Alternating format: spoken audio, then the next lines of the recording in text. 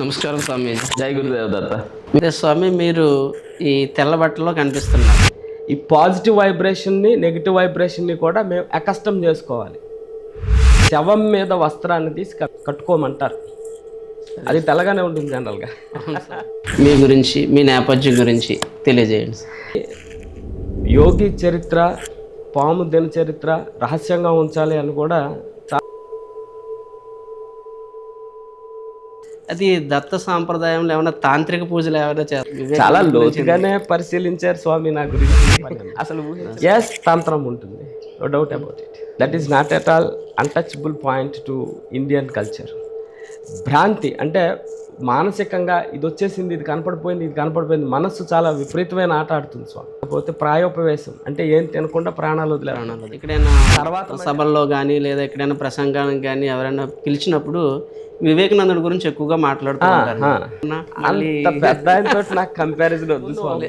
కానీ ఒక పాయింట్ చెప్తాను. ఈ మధ్య కాలంలో మనం కర్ణుడు గొప్పవాడా, అర్జునుడు గొప్పవాడా, కొన్ని సందర్భాలలో రావణాసురుడా, రాముడా, త్రేతాయుగం నాటి విషయాలన్నింటికి రాముడు అనే ఆయన జస్టిఫై చేశారు రాముడు. ద్వాపర యుగంలో కృష్ణుడు అనే ఆయన ఉన్నారు.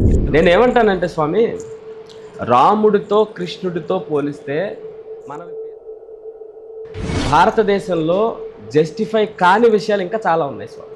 ప్రపంచంలో ఆ దేశస్థుల మీద జరగనంత హింస భారతదేశంలో భారతీయుల పట్ల, ముఖ్యంగా హిందువుల పట్ల జరిగింది. ఆ తర్వాతన పరిస్థితి అంటే ప్రస్తుతం సమాజంలో భారతదేశం మొత్తం మీద ఏ వర్గము కూడా ప్రశాంతంగా ఉన్నాము అనే పరిస్థితి లేదు. స్వామీజీలు జనాల్లోకి పెద్దగా వచ్చి తక్కువగా కనిపిస్తుంటారు, మీరు ఎక్కువగా జనంలో కనిపిస్తుంటారు కదా. మనకి స్వేచ్ఛకి విశృంఖలత్వానికి తేడా తెలియాలి.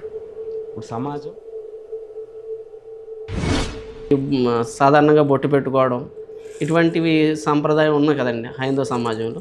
దీని నుంచి ఎందుకు జనం దూరంగా జరుగుతున్నారని మీరు అన్నారు. ఇప్పుడు నేనేమంటానంటే, బొట్టు పెట్టుకోవటం నీకు ఇష్టమైతే నువ్వు పెట్టుకో, మానేయాల్సిన పని ఉంది. పెట్టుకోవడం వల్ల ఉపకారం ఏంటి అనేది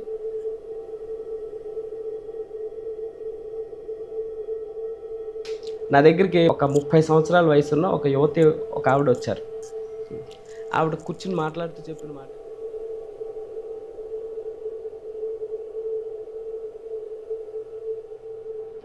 నేను మా ఆయనకి విడాకులు ఇచ్చేద్దాం అనుకుంటున్నాను. రామాయణం చదివావమ్మా? చదవలేదు. భారతం చదివావా? చదవలేదు. కొన్ని చిన్నప్పుడు చందమామ గాథలు ఉంటాయి, అవన్నీ చదివావా?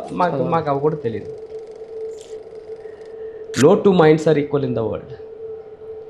నా దృష్టిలో నేను అనుకున్నట్టుగానే యాజ్ ఇట్ ఈస్గా ఉండాలంటే, and at the same time no man is complete. Yes, exactly.